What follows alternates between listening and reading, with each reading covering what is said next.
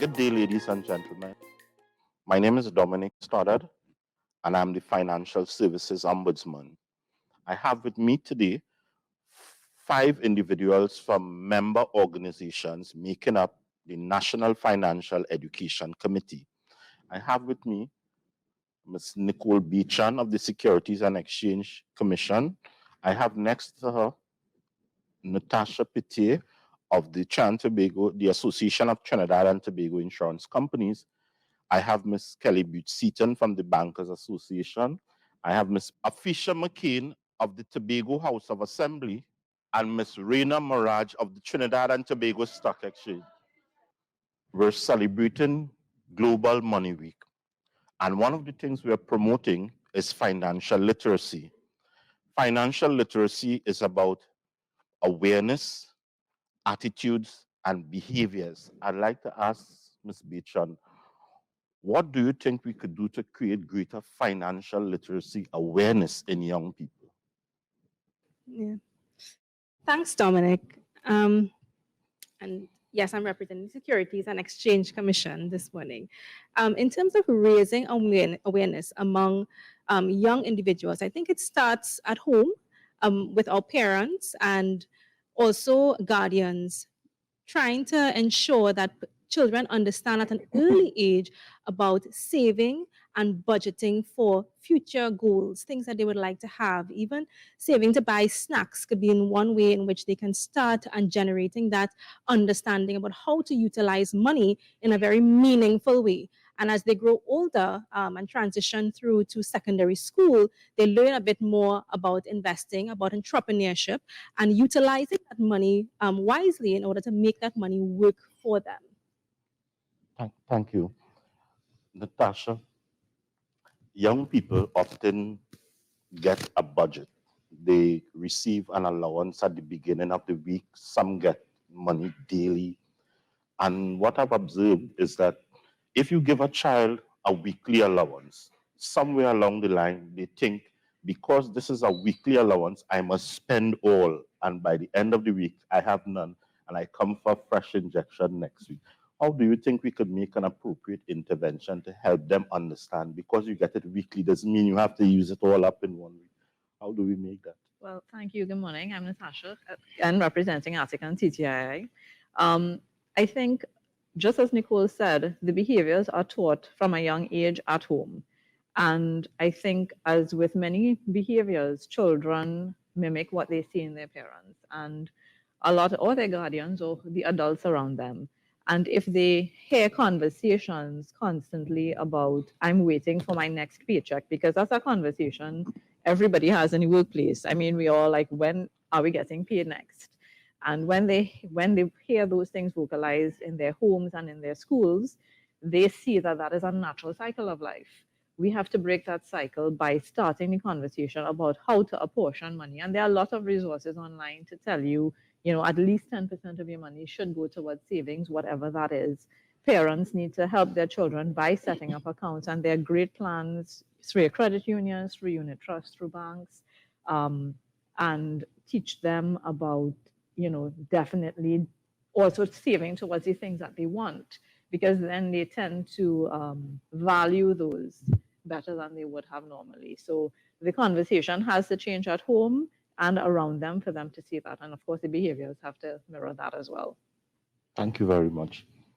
One of the difficult challenges I've found with kids is to help them to immediately process and distinguish between wants and needs.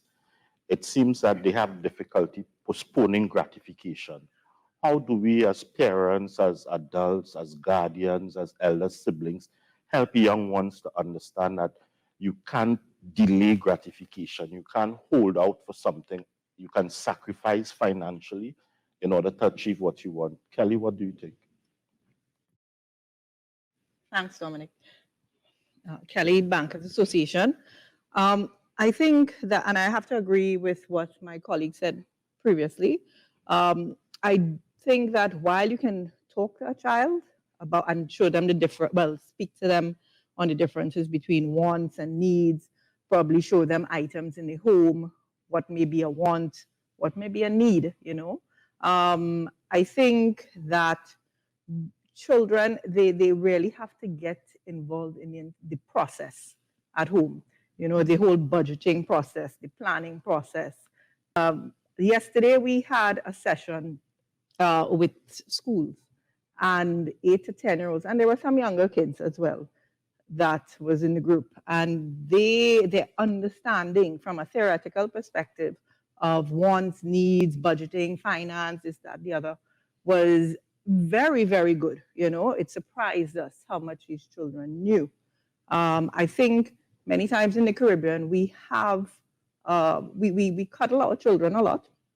We love them, but sometimes we need to bring them in on the process. So they're not involved in the process of budgeting, planning, shopping, paying for things, seeing the consequences of, you know, well, I give you this budget and okay, you decide you want X, Y, and Z, let them go get it. But then let them understand the consequences of that is that you could not get these other things. And sometimes we want to shelter them from those harsh realities. But I think it will only be to their, I mean, once done properly, it will only be to their benefits, and it can help to raise a more responsible child. So really have to get them into the process and show them by example, our personal example, but let them also become the examples themselves as well, so they really experience it. I find we learn better through experiential learning, through seeing it, touching, feeling, more than just reading it in a book. It sticks. There's something, you know, that can take them to the rest of their lives. They remember those stories more than what they read in a book, you know. Yes. Thank you very much. And Afisha, there's a mindset. We tell children, go to school, get a proper education, and get a job. What about entrepreneurship? Why is this a mindset where we try to encourage people to get jobs rather than becoming job creators themselves and taking risk and navigating, especially in times like now? Thanks, Dominic. Again, the name is Afisha McCain. I'm from Financial Literacy Secretariat in Tobago. And I think it has a lot to do with our history and what we were taught as well. I know growing up for myself, you were always pushed in a particular field or told to focus on passing exams and being able to get the education you want. And it's only now we're seeing across the region that they're actually asking now, and they realize that they have a shortage for tradesmen and they have a shortage for people with skills, you know, and you're seeing now that everybody's now overeducated, they're now trying to see how we can get people into those sectors and into those fields. I think the reality is we don't train our children to build those entrepreneurial skill sets. You know, there's a lot of children that have their own talents. They might be into baking, they may be able to do hair, they may be able to make the best punches.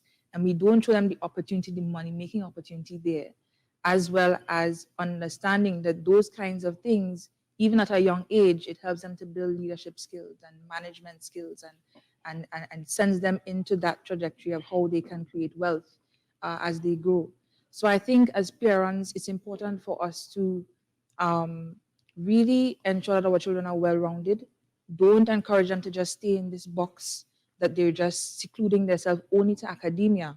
It's a problem across the region. I would have come out of a career fair internationally last week, and it's the consistent thing. We keep pushing them towards becoming either a doctor, a lawyer, all these you know, traditional professions, but not necessarily showing them all the opportunities in the creative sector, in the entrepreneurial sector, in trades, in fishing, in agriculture, especially in the Caribbean region, especially in COVID, where we are now forced to be able to sustain ourselves in terms of food sustenance and all those things. Show them the opportunities, get them involved, and they could start at home, even if they start a little baking company and they just sell to their family, they sell to their friends, and they start to build those skill sets.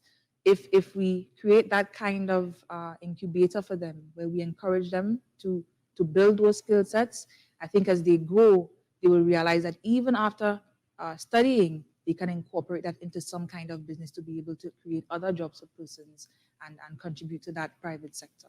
So it's really just making sure that we offer support, that we allow them to explore their passions, explore their talents, and let them make the decisions in terms of where they think they have a future in, and not necessarily keeping them just focused in this box.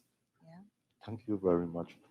Now, attitudes and behaviors about money gets inculcated at a tender age. And in our homes, we often hear what we would traditionally refer to as money scripts, attitudes to money. So some people you might hear, money is the root of all evil. Or you may hear something like, it's easier for a camel to go through the eye of a needle than a rich man to enter the kingdom of heaven. You know, people say these things casually, and children hear these things and they pick up on it.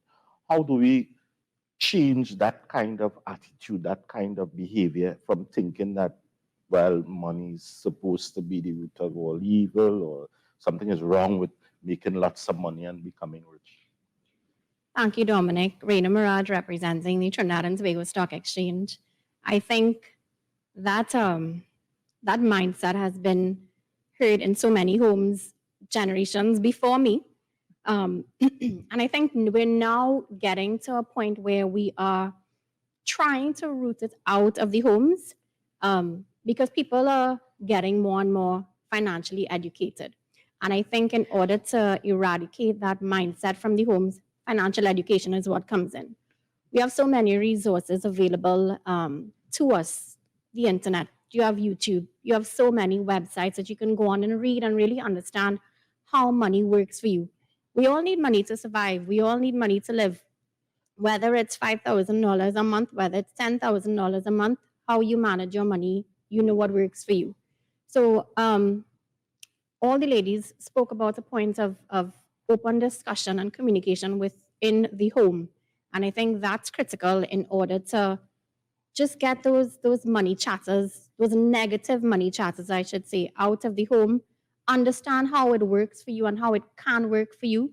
Understand, yes, that it's about budgeting and saving, but also making those savings into more savings, or making it match your goals. So, of course, you have to sit down and have the discussion with your children in terms of what are their financial goals from the future. And it starts at a young age. It starts from, even before you turn 10. And as Natasha mentioned, children mimic what they see. So if you hear your parents complaining about paycheck to paycheck, and they can't afford this and they can't afford that, then they're going to grow up thinking that. So it's on the adult to really educate themselves as well. We never stop learning about money. We never stop learning about money. We have persons who are middle-aged and older, and they're now learning about the stock market, which, you turn on the news, the local news, you turn on CNN, everything you hear is about the stock market, and even adults still don't understand. So it's always a matter of educating ourselves in order to educate our children. And once they are educated enough to understand how money can work for you positively, then the money chatters soon disappear. Thank you very much. Nicole, on the point of this stock exchange, someone received a windfall some time ago, and they tried to find out, well, what do I do? How can my money be safe and so on? So that was the nature of the conversation. But when the issue of the stock exchange came out, the person said, no, I'm not going to put my money in that because the price could fall and I could lose a lot of money. How do we overcome that kind of negativity? I think she referred to it as negative chatter, thinking that once you invest in the stock exchange, chances are you may lose money. How do we educate ourselves away from that? Yeah, thanks, Dominic. For one, I think money chatter is good. Let's have more conversations about money. But being informed about how to utilize money and being able to change those conversations is very important as well. And being educated is critical. Talking about investments, persons got a windfall. They want to be able to make that money grow, but they're concerned about risk. They're not willing to take that risk. And many persons locally, they're more risk averse. They're not willing to take that risk into investments. But it's another form in which you can make your money grow, make your money work for you. Investment options are available to citizens should they wish to participate in the market. Our market is a generally slow moving market, but it always involves some element of risk, and it's always based on your risk tolerance. So the Trinidad and Tobago Securities and Exchange Commission, on our website, our investor education website, investigatetT.com, we have a risk profile test that you can go on and take that risk profile test and see whether you're low, medium, or high, and then choose that as a guide to see which investment you'd like to partake in. So you have stocks, bonds, and mutual funds. Now, stocks are a bit riskier. And I think Reina will tell you a bit more about stocks with the stock market and so on. The bonds, they're more long-term investments, and it's used for saving. So should you come into a windfall and you decide, you now have a toddler, and next 20 years from now, you decide, hey, I'm going to put aside some money in a bond so that next 20 years from now, I have an education fund that I can tap into to put that child through whatever it is they decide to pursue later on in life. And then you have mutual funds. Now, many persons take mutual funds as a form of savings, but mutual funds is essentially an investment option. You have many different types of mutual funds. Unit Trust is one of them. You also have the Abercrombie Fund and a number of different funds, approximately 69 different funds that persons can tap into. So the more education that you have, the more understanding that you have about these options would help you to alleviate some of that risk and that averseness that you may have, and lean a little bit into it. We always suggest that you consult an investment advisor before you get into any sort of investment option. And there are registered investment advisors that you can look at on our website as well. Thank you very much, Natasha. How do we prepare for the kind of risk events that take place over the course of our lives? How do we secure the protection that we need in order to be financially well off on a long-term basis? Okay, that's a good question. There are many avenues to explore, and of course, education is the first one. But there are many ways to handle risk. One is to avoid it entirely. If you feel that a particular type of investment is not for you, you avoid it entirely.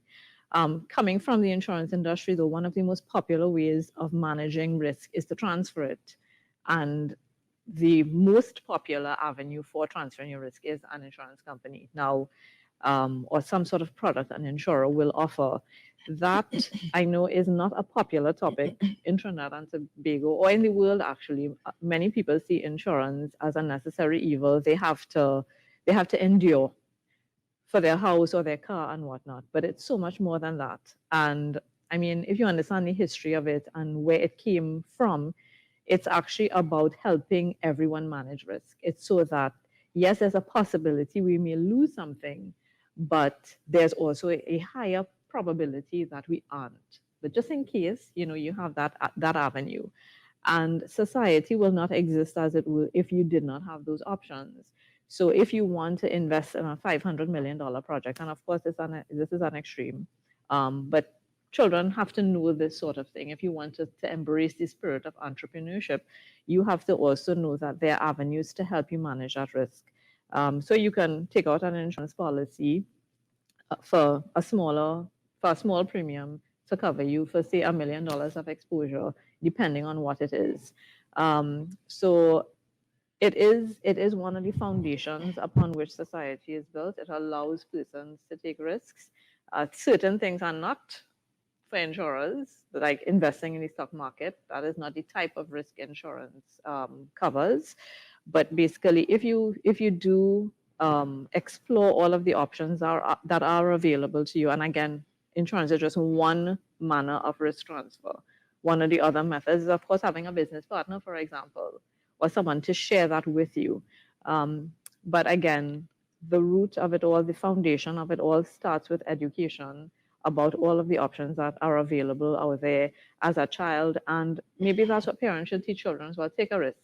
Start. I remember in primary school, we had I think they call it a cooperative type account. So at the start of, I know that might be not a thing that happens now, but every week on a Wednesday. We had our banker in school, Yes. $5, and Mhm. I felt so much pride at the end of my school time Mhm. when, because there was interest there as well, and it was just amazing to see that, and that feeling of pride led me, of course, to constantly invest.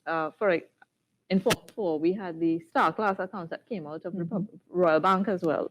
The first bank account I ever had was that, and I applaud organizations that allow for that because it teaches you to have a healthy relationship with money. Money and food are similar. We fear them, we love them, but there's something about it that if I have too much of it, I can, there are consequences to that. So I say money and food are similar. And we have to understand that, and we have to know what's good for us, what's healthy for us, how this works for me, how it doesn't, because something that you can eat, I can't. Investments that work for me won't work for you. Agreed. So I think transferring of risk, accepting it, adopting it, whatever methodology you choose, you should be comfortable with it as well. And one of the things we trust in the insurance industry is instinct. We should all trust our instincts, but if it does not feel right for you when you enter into whatever the relationship is with money, then don't do that. Educate yourself more and then make an educated choice about what is the best option for you. Thank you very You're much. welcome.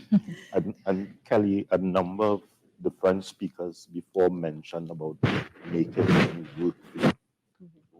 How do you get children to grow up with that kind of understanding that it's not about working for money, but making money work for you? I'll give a personal example. And I think, these types of experiences are the best teachers. I remember when my parents were a little unconventional. And when we were 7, well, I was 7, my stepbrother was 8. My stepfather, he had a business. He had a business. So from an early age, we understood that yes, there was the options to you get your education first, but you can, do your own business. You can pursue a formal profession. You can do both. You can do different things, right? There were options available.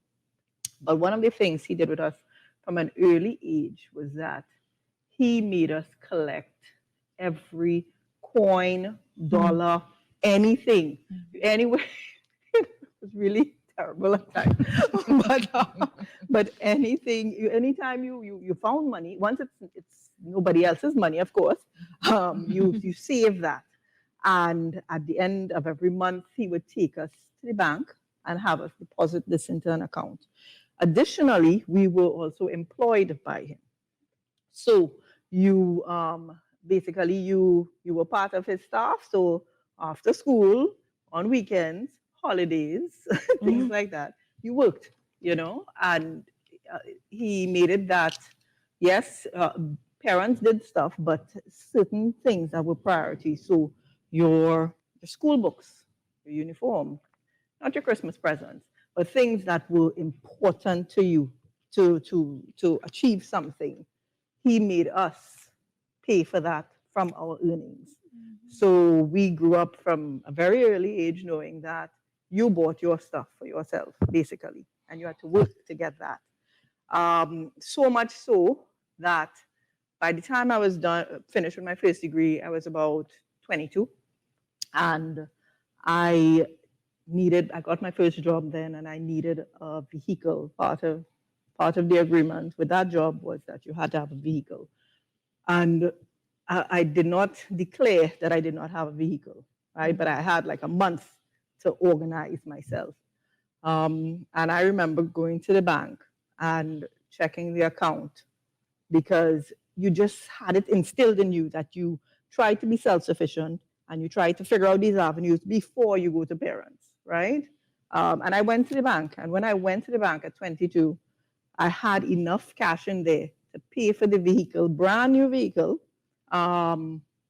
If the down payment, that is not the whole vehicle, the down payment for the vehicle and the insurance. for myself, right? So I was able to get my vehicle basically in a matter of days. And to me, those types of experiences really are so valuable that if you can, expose your children to that, not to that extreme, 'cause they were a little extreme, but some elements of that, they will take that with them throughout their lives. Thank you. Yeah. Afisha, our survey told us that one of the most significant influencers on children were mothers. Even many households, the real savings or the mobilization to achieve stuff, normally you're both parents, the mother tends to be the driving force. I mean, why is it like that? Why is the father's role, even though he may be the higher income earner, he is less influential on the children's behavioral habits where their relationship with money is concerned? Why do you think that is? Thank you, Dominic. That's an interesting question. Interesting question.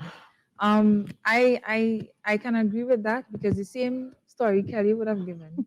It's the exact same thing I went through. I had my cricks Yes. tin pan, and you'd save every dollar, every coin, and that happened again because of my mother, which is interesting. And I grew up with both my parents.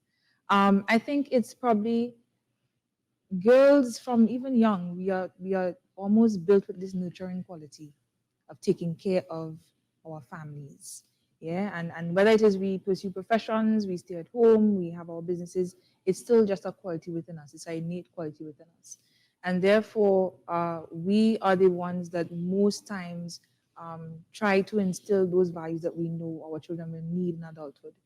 So it could be that life skill in terms of financial literacy. It could be teaching them communication skills, leadership skills, you name it.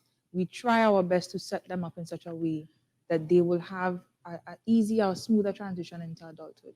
So it's a natural thing. But I want to encourage our fathers to also get involved, especially with our boys, because if they can see, them more involved in the finances in the household and more involved in whether it be going grocery shopping, whether it be paying some bills, whether it be taking them, just to the store, because even those little outings, they learn from those things. I go to the store with my children and we will explain to them, well, no, you can't get this because why not consider this instead, and it's again showing them about delayed gratification, showing them about needs versus wants.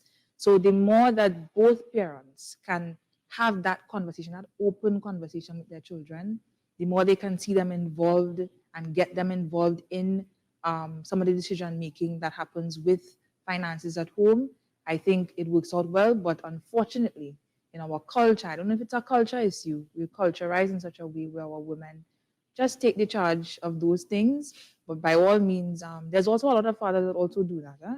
Let me not negate that, But at the same time, I think the more that parents, aunties, uncles, adults in general, we need to just have that open communication, that open experience with our children. And the more they see it, it allows them to develop that natural relationship with money, one that they're not afraid of, one that they're not afraid of making decisions and taking risk and doing all these things if they see the adults in their life, taking on that active role. Thank you very much. And Rina, many times someone wants to do something, they want to achieve something. They set themselves a goal, but they can't yet see how to get it done. So, for example, with what's going on now, we have two-income households down to one. We have people rotating jobs. Bosses, business owners don't want to lay off staff, so sometimes they're letting them work 3 days this week, 2 days next week. Income has been reduced. What are some of the ways you think that people could start figuring out how to increase earnings, especially in difficult times like these? Thanks, Dominic. A lot of people, I think, especially when COVID happened and some persons may have been laid off or one member of the household lost income, people were looking to, maybe I should get another job. Um, whilst that's an option, you also need to remember you just can't have an 8 to 4 and then have a 2 or 3 hour job after, and then a job after that. And then you're jeopardizing your sleep. And by jeopardizing your sleep, you're jeopardizing your health. And you want to be marketable on the job market now, even after COVID, whenever that is. And you need to be in good health.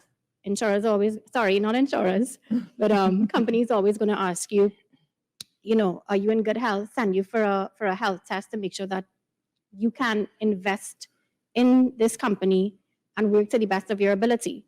I think right now, what is essential is that persons who may experience or have been experiencing decreased incomes or maybe no income, there are many opportunities out there.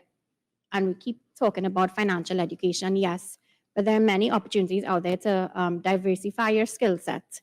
So I'm not saying leave your 8 to 4 and go to another office to do a part-time job, but figure out what your skills are, figure out what your talents are. I think the past year, a lot of persons have figured out that they have a multitude of other talents. You may have accountants who are doing baking. You may have someone who is in marketing, can do tiling, So it's figuring out your skill sets and then marketing yourself to then expand your income, because income is what people are really concerned about at this time. And again, get the financial education. You have money sitting down. Yes, you want to have money sitting down. It's saving, whether it's in the bank, it's in a small credit union. How much interest are you really getting on it? Explore your options. If you have that extra money that can work, then, and I mean, coming from the stock market, you can take, once you're open to taking a little bit of risk, that's an option for you as well.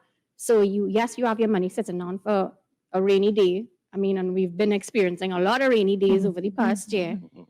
Again, see how you can work your options out. Thank you very much. Ladies, closing remarks. If you were to speak to a young person, a young adult, what would you want to tell them? What would you want them to understand, to be aware of, to be mindful of as they proceed in life? What's the one thing you will want to say to them and have it stick? Only one thing. I mean, and I know young adults, they have a very short attention span these days, but if I had to impart one thing, it would be to separate your wants from your needs and understand that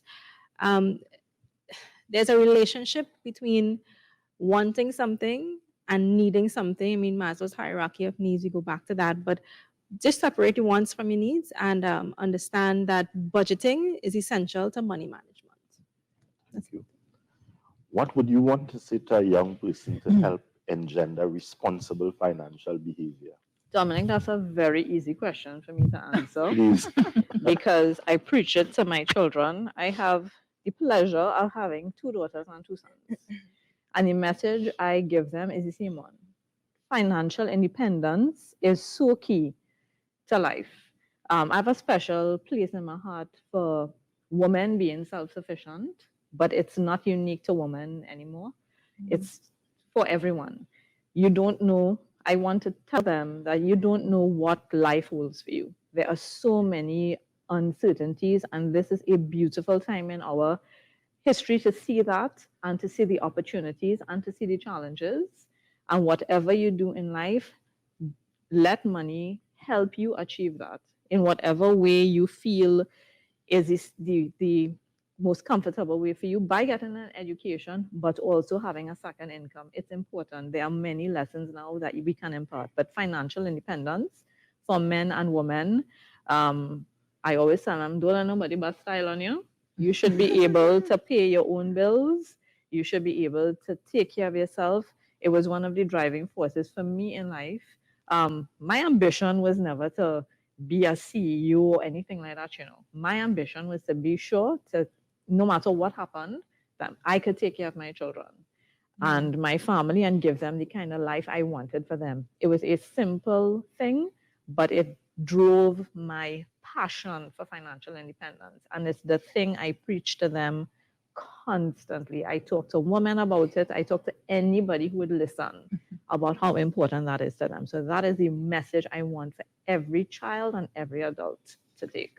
Thank you very You're much. welcome. We've heard a bit about messaging, Kelly, but in these times when it's suggested that young people have short attention spans, and we live in an era where we're inundated with information, how do you get them to filter out the noise to so many things on the internet and the devices? How do you get them to narrow in and focus? Yes. That is a question that I would also like the answer for.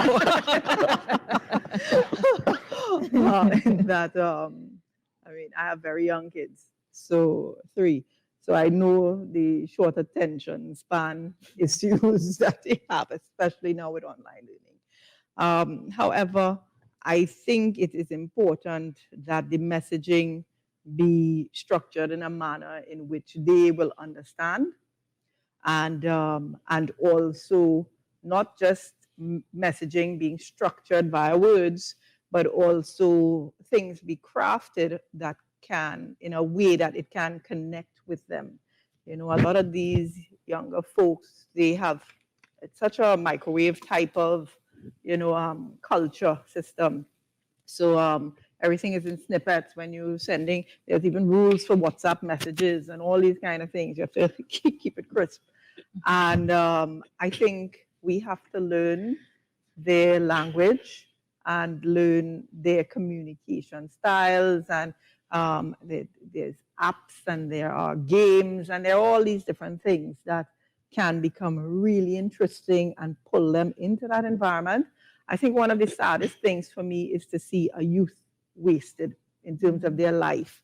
It grieves me to the point where I am ready sometime to shake them, right? But I think a wonderful thing is to have your youth, and it's never too early to start planning, to start planning out the path for your life, to start getting information. Parents also need to take some responsibility, and the institutions around them as well, in terms of giving them the information, because a child can also, or the child will need that nurturing around it to have the information, to know where to turn to know how to filter the information, right?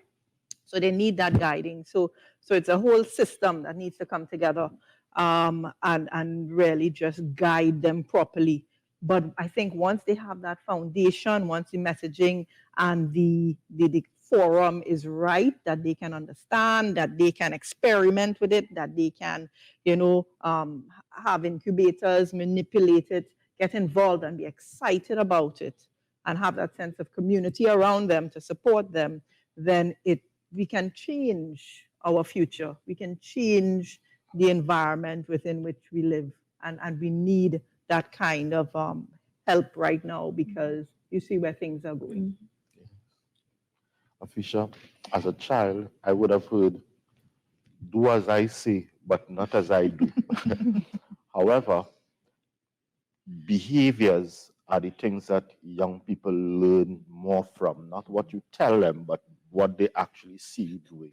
What are some of the behavior traits that you'd like to impart to young people, maybe your own kids, maybe other young people? What are some of those things you want to do that you think might be impactful to them? I think even with my own kids, some of the things I'm teaching them right now is one, responsibility, giving them responsibility in terms of decision making, especially when it comes to delayed gratification. Sometimes they always think, "Mommy, I need this now. I need this now," and I tell them, "All right, take a day, think about it, and if you still feel the same way tomorrow, let's talk about it." And trying to have that open communication and dialogue with them, because again, because our young people, especially, we live in an era which was so different to our time, with all the social media marketing and all the hashtags and all the, they're bombarded daily with everything saying buy, buy, buy, spend, spend, spend. And we have to teach them, even while we teach them to save, also teach them how to spend responsibly, how to make those decisions, responsible decisions that you're not going to regret after you make that impulsive purchase. And then, I could have saved that or I could have used it for something else. So I think giving them that responsibility, we often underestimate our children. We often think, they're not ready to have that discussion.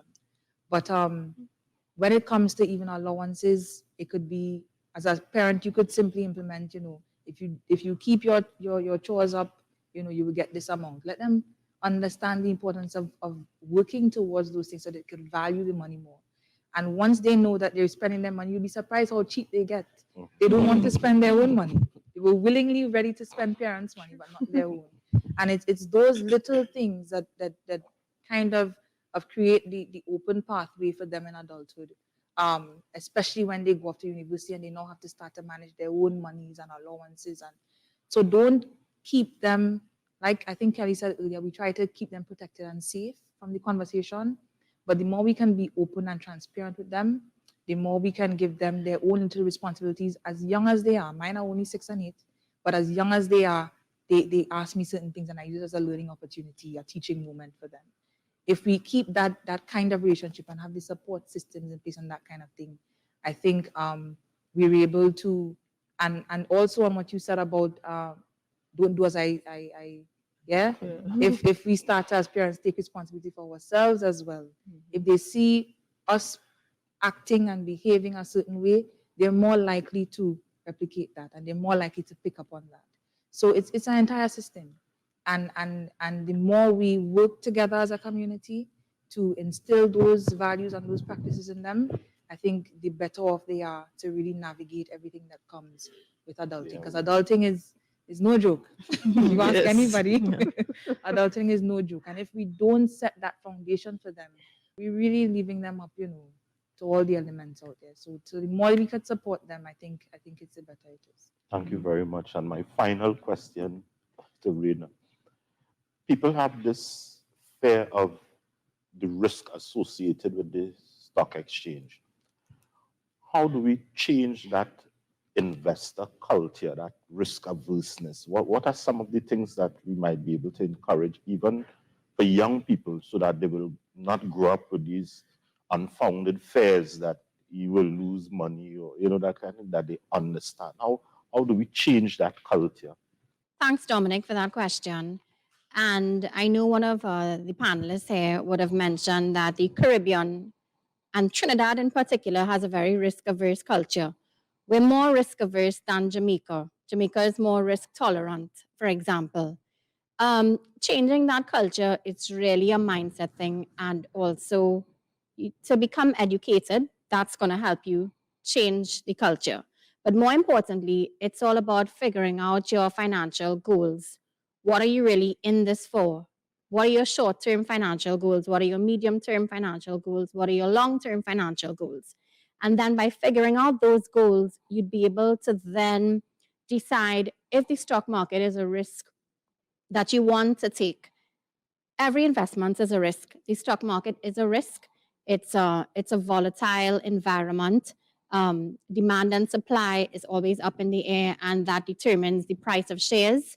So it's really to understand the risk involved, understand what type of risk personality you have, whether you're risk averse, whether you're risk tolerant, and then most importantly, figure out what your financial goals are and then match which investment will help you to achieve each goal.